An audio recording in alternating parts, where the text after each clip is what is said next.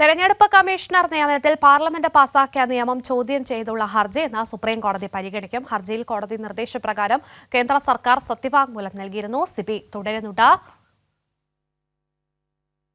സിബി, വിഷയത്തിൽ ഇന്ന് ഹർജി പരിഗണിക്കുമ്പോൾ എന്താണ് മനസ്സിലാക്കേണ്ടത്? ഇതൊക്കെയാണ് കോടതിയുടെ നിരീക്ഷണം.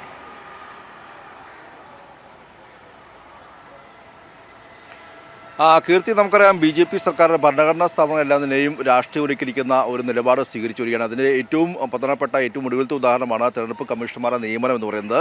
നേരത്തെ പ്രധാനമന്ത്രിയും അതോടൊപ്പം തന്നെ ലോക്സഭാ പ്രതിപക്ഷ നേതാവും സുപ്രീം കോടതി ചീഫ് ജസ്റ്റിസുമായിരുന്നു ഈ ഒരു സമിതിയിൽ, അല്ലെങ്കിൽ തെരഞ്ഞെടുപ്പ് കമ്മീഷണർ മുഖ്യ തെരഞ്ഞെടുപ്പ് കമ്മീഷനെയും തെരഞ്ഞെടുപ്പ് കമ്മീഷണർമാരെ നിയമിക്കുന്ന ഒരു സമിതിയിലുണ്ടായിരുന്നത്. പക്ഷേ പിന്നീട് അതിൽ നിന്നും സുപ്രീം കോടതി ചീഫ് ജസ്റ്റിസിനെ എടുത്തു കളയുന്ന ഒരു സമീപനമാണ് കേന്ദ്ര സർക്കാർ സ്വീകരിച്ചത്.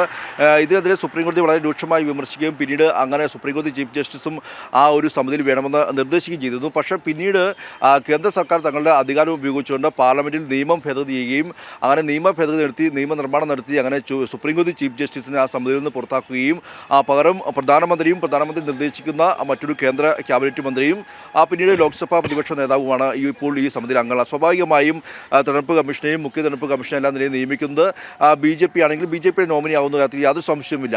അങ്ങനെ കേന്ദ്ര സർക്കാരിന് പൂർണ്ണമായും അതിൽ സ്വാധീനം ചെലുത്താനും അതിൽ 3/2 ഭൂരിപക്ഷം ലഭിക്കാനും വേണ്ടിയാണ് ആ ഒരു ഇത്തരത്തിലൊരു രീതി, അല്ലെങ്കിൽ ഇത്തരത്തിൽ ഈ സമിതി എല്ലാം തന്നെയും രൂപീകരിക്കുന്ന ഒരു പശ്ചാത്തലമുണ്ടായത്. എന്തായാലും ഇതിനെ ചോദ്യം ചെയ്തുകൊണ്ടാണ് ഇപ്പോൾ ഒരു ഹർജി സുപ്രീം കോടതിയിൽ എത്തിയിരിക്കുന്നത്. ഈ ഹർജിയിലാണ് ഇന്ന് വീണ്ടും സുപ്രീം കോടതി പരിഗണിക്കുന്നത്.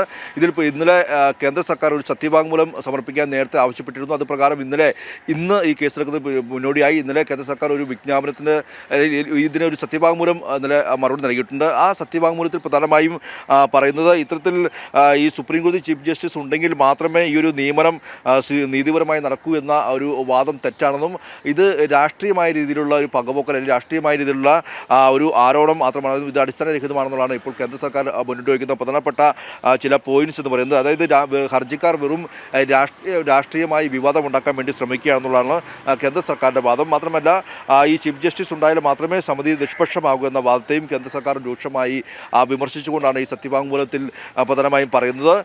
പാർലമെന്റിന് നിയമം നിർമ്മിക്കാനും അത് പാസ്സാക്കാനുമുള്ള അധികാരവും ഭേദഗതി നടത്താനുള്ള അധികാരവും ഉണ്ടെന്നും സത്യവാങ്മൂലത്തിൽ കേന്ദ്ര സർക്കാർ വ്യക്തമാക്കുകയും ചെയ്യുന്നു. എന്തായാലും ഇന്നിപ്പോൾ ഈ തെരഞ്ഞെടുപ്പ് കമ്മീഷണർമാരുടെ നിയമനത്തിന്റെ സുതാര്യത ചോദ്യം ചെയ്തുകൊണ്ടുള്ള ഹർജി ഇന്നിപ്പോൾ സുപ്രീം കോടതിയിൽ ചീഫ് ജസ്റ്റിസിന്റെ ബെഞ്ചിൽ എത്തുകയാണ്. സ്വാഭാവികമായും ഇതുമായി ബന്ധപ്പെട്ടുള്ള ഓരോ വാദങ്ങളും അതോടൊപ്പം തന്നെ ഓരോ വാക്കാല പരാമർശം പോലും ഏറ്റവും പ്രധാനമാണ്. പ്രത്യേകിച്ച് ഈ ഒരു ലോക്സഭ തെരഞ്ഞെടുപ്പ് അടുത്തിരിക്കുന്ന സാഹചര്യത്തിൽ മാത്രമല്ല ഈ കഴിഞ്ഞ ദിവസമാണ് 2 തെരഞ്ഞെടുപ്പ് കമ്മീഷണർമാരുടെ നിയമനം ഇത്തരത്തിൽ കേന്ദ്ര സർക്കാർ നടത്തിയത്. ആ 2 നിയമനവും BJPയുടെ കൃത്യമായ നോമിനിയാണെന്ന കാര്യത്തിൽ യാതൊരു സംശയവുമില്ല. അതെല്ലാം തന്നെ ചൂണ്ടിക്കാട്ടിക്കൊണ്ടുള്ള ഒരു വാദമായിരിക്കും ഇന്നിപ്പോൾ സുപ്രീം കോടതിയിൽ ഉണ്ടാകാൻ പോകുക.